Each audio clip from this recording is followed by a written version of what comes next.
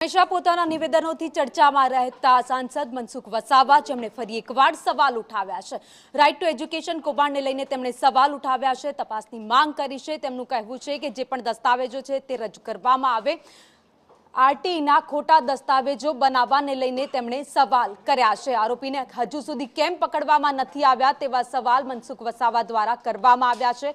આરોપી દર્પણ પટેલ સાગરીતોને કોનું રાજકીય દબાણ છે? આ લોકો બચવાના પ્રયત્નો કરી રહ્યા છે, તેમ છતાં પણ કેમ લોકો કડક કાર્યવાહી નથી કરતા?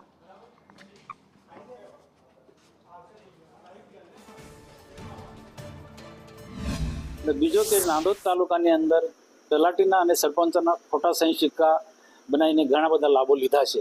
ઝડપથી કાર્યવાહી કરો, જે પણ લોકો હોય એમ ધરપકડ તાત્કાલિક થઈ જવી જોઈએ। ભાગતા ફરે છે એમાં આખા જે એમને જે ખોટું કર્યું છે એમને દબાવવાનો કે એનાથી બચવાના ઘણા બધા પ્રયત્નો કરી શકતા હોય છે, કાનૂની રીતે બચવાના બધા પ્રયત્નો કરી શકશે, પણ ઝડપથી કાર્યવાહી થવી જોઈએ।